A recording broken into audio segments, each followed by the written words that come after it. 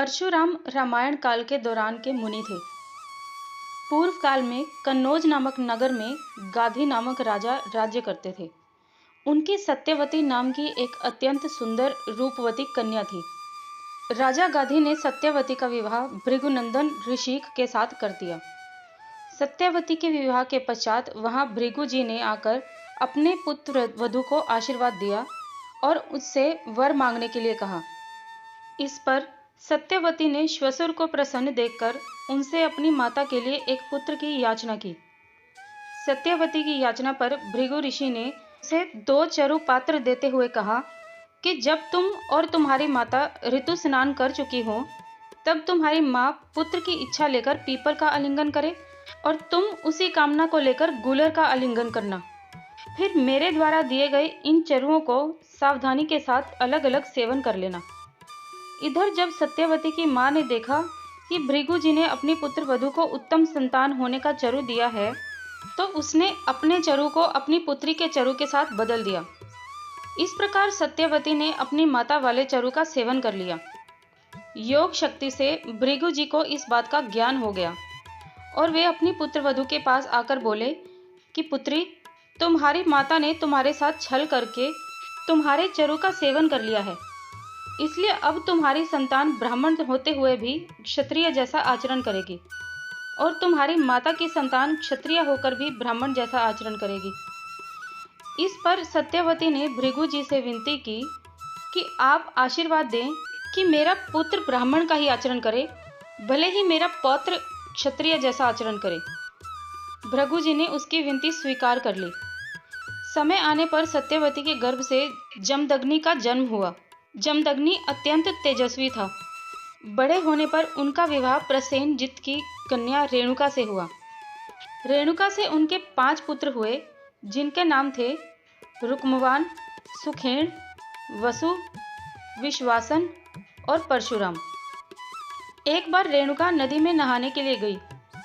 दैव योग से चित्ररथ भी वहीं पर जल क्रीड़ा कर रहा था। चित्ररथ को देखकर रेणुका का चित्त चंचल हो उठा और रेणुका चित्ररथ पर मोहित हो गई। इधर जमदग्नि को अपने दिव्य ज्ञान से इस बात का पता चल गया।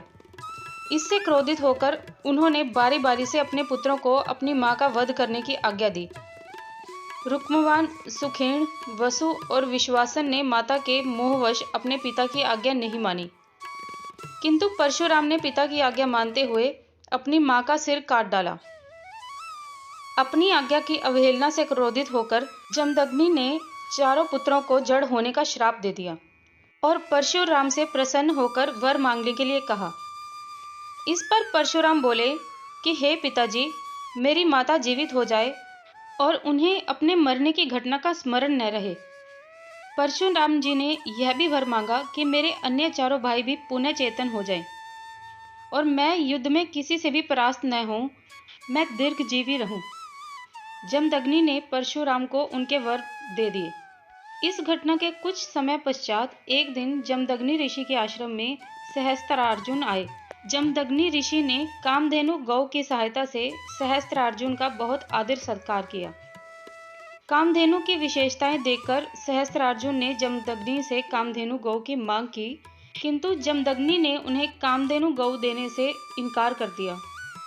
इस पर सहस्त्रार्जुन ने क्रोध में आकर जमदग्नि ऋषि का वध कर दिया और कामधेनु गौ को अपने साथ ले जाने लगा, किंतु कामधेनु गौ तत्काल सहस्त्रार्जुन के हाथ से छूटकर स्वर्ग चली गई और सहस्त्रार्जुन को बिना कामधेनु के ही वापस लौटना पड़ा। इस घटना के समय वहां पर परशुराम उपस्थित नहीं थे।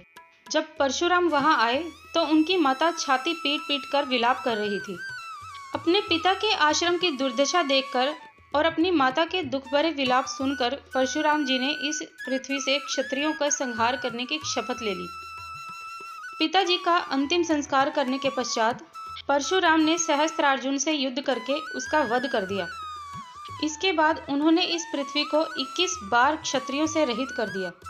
अंत में महर्षि ऋचिक ने प्रकट होकर परशुराम को ऐसा घोर कृत्य करने से रोक दिया। अब परशुराम ब्राह्मणों को सारी पृथ्वी का दान करके महेंद्र पर्वत पर तप करने हेतु चले आए। परशुराम चारों युगों में विद्यमान रहे। सतयुग में जब एक बार गणेश जी ने परशुराम को शिव दर्शन करने के लिए रोका, तो रुष्ट परशुराम ने उन पर परशु से प्रहार कर दिया, जिससे गणेश जी का एक दांत नष्ट हो गया और वे एक दंत कहलाए। त्रेता युग में जनक और दशरथ आदि राजाओं ने उनका समुचित सम्मान किया। सीता स्वयंवर में श्री राम का अभिनंदन किया। द्वापर युग में उन्होंने कौरव सभा में श्री कृष्ण का समर्थन किया और इससे पहले उन्होंने श्री कृष्ण को सुदर्शन चक्र भी उपलब्ध करवाया। द्वापर युग में उन्होंने ही असत्य वाचन करने के कारण दंड स्वरूप कर्ण को सारी विद्या भूल जाने का श्राप दिया था। उन्होंने भीष्म, द्रोण व कर्ण को शस्त्र विद्या प्रदान की थी। परशुराम जी के ऐसे अनेक किस्से हैं। परशुराम चिरंजीवी हैं। उनकी कठिन तपस्या से प्रसन्न होकर भगवान विष्णु ने उन्हें कल्प के अंत तक तपस्यारत भूल रोग पर रहने का वर दिया। भगवान परशुराम किसी समाज विशेष के आदर्श नहीं हैं। उन्हें राम के काल में भी देखा गया है और कृष्ण के काल में भी। कहते हैं कि वे कली काल के अंत में उपस्थित होंगे। ऐसा माना जाता है कि वे कल्प के अंत तक धरती पर ही तपस्यारत रहेंगे। भगवान परशुराम अमर हैं। अमर होने के कारण अन्य देवी देवताओं की तरह भगवान परशुराम की पूजा नहीं की जाती। परशुराम हिंदू धर्म के इतिहास में एक महत्वपूर्ण व्यक्ति माने जाते हैं। उन्हें भगवान विष्णु का छठा अवतार माना गया है। इनको हिंदू धर्म के सबसे शक्तिशाली योद्धाओं में से एक माना गया है।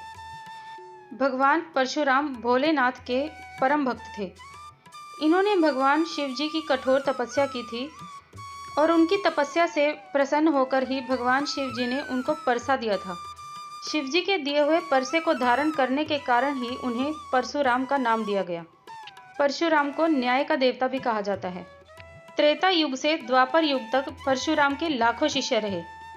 महाभारत काल के वीर योद्धाओं भीष्म, द्रोणाचार्य और कर्ण को अस्त्र शस्त्रों की विद्या देने वाले गुरु, शस्त्र एवं शास्त्र के धनी ऋषि परशुराम का जीवन सदा संघर्ष और विवादों से भरा रहा है।